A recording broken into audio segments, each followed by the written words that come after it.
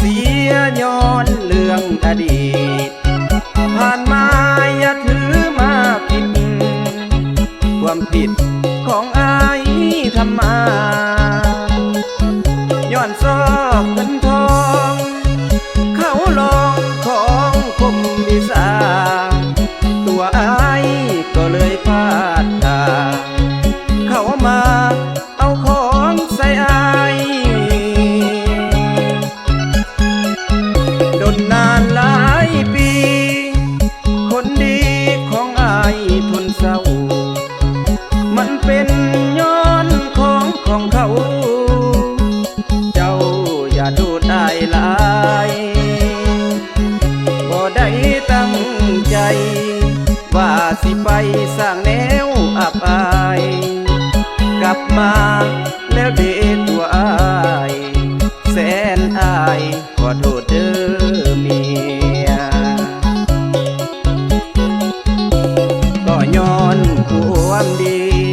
อายนี้จึงปะบ่ได้เงินทองจะหามาให้จะหักใส่น้องนางคนดีจะหักจะแพงยามแรงยามค่ำก็ดีสิเอาใจเมียอายผู้นี้ขอมีผู้เดียวเด้อเมียขอโทษเด้อเมียลืมเสียในเรื่องอดีตผ่านมาอย่าถือมาคิดอย่าติดอยู่ในสมองหัวผิดไปแล้วน้องแก้วอภัยในน้องต่อไปบ่เห็นผิดนิดของอย่าหักแต่น้องเมียอายคนดี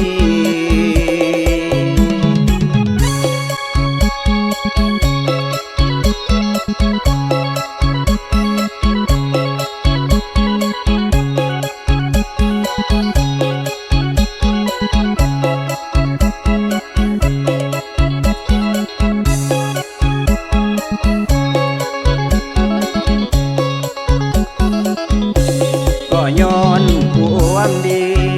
อายนี้จริงปะบ่ได้เงินทองจะหามาให้จะหักใส่น้องนางคนดีจะหักจะแพงยามแรงยามค่ำก็ดีสิเอาใจเมียอายผู้นี้ขอมีผู้เดียวเด้อ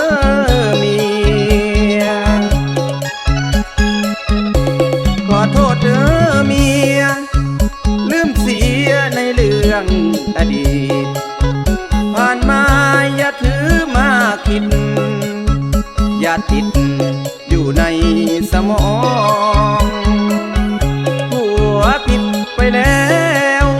น้องแก้วอภัยในน้อง